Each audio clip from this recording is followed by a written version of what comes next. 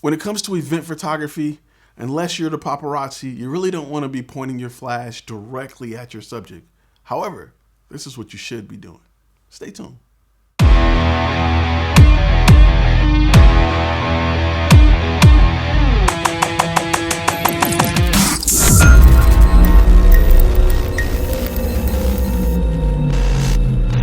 With tip of the week.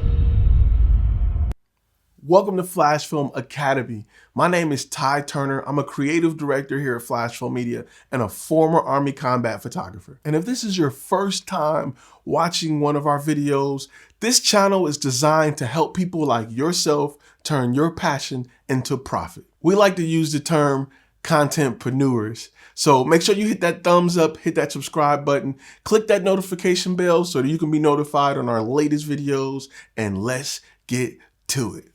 What's going on? Welcome to the quick tip of the week, and this is for my photographers. Now, this is a very beginner tip, but it's something that I don't see done that often. I see, it's rough out here in these streets. So I want to set something straight. Listen, if you're doing event photography and you're doing anything with normal ceilings, 10-foot ceilings, 12-foot ceilings, or you're near a wall, bounce that flash, bounce that light. Do not point your flash directly at the person you're taking a picture of. I know you see it on TMZ a lot. You see it on all the crime shows where they're taking pictures of evidence.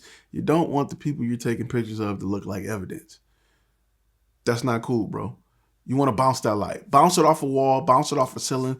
That little bounce card that's in your flash, how about you bounce it off that? How about you use that bad boy? How about you use that sucker? How about you tape an index card to the top of your flash, point it straight up and bounce it? Listen, when you bounce light and that light forms to the color of the room and illuminates your subject, with a little bit of the color that's in your room, your pictures will look so good. Your pictures will say, wow. Your pictures will be like, damn, compared to having everybody look like they're 3 seconds away from getting hit by a bus. You don't want to do that, man. Just stop doing that. Just stop doing it. No direct flash. We done with direct flash, all right? You're not an amateur no more. You're a pro. You're a contentpreneur. You want to make money doing this? Stop flashing people. You can't flash people.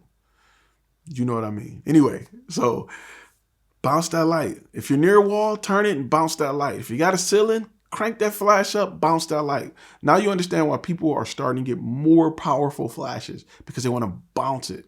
It just looks so much better when you bounce light. There are some things you can do which automatically bounce light. We can talk about like the Gary Fong adapter. There's different adapters. I'll post a few in the description that will help you bounce light that you can just slap onto your flash. But bounce light looks so much better than direct light. And when I see, event photographers that are using direct light, it screams amateur. It screams, I am here charging $12.50 an hour and I'm gonna make $100. It don't scream professional. Plus, when you're dealing with people and you're flashing people's speakers, it's so much better to have a light go up and down than directly into their face while they're looking into the audience being blinded. So you don't want to do that, man. Don't be one of them. Now you know, right? No one's half the battle. G.I. Joe. We know how that go. All right, guys. You got any questions about bounce light? Man, hit me up in them comments. We reply to comments all the time. We love our contentpreneurs, and we talk to them all the time, guys. If you've learned anything from this video, hit that thumbs up button.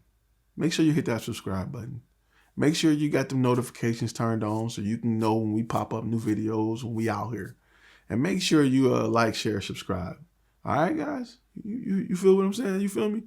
I will see you contentpreneurs next video.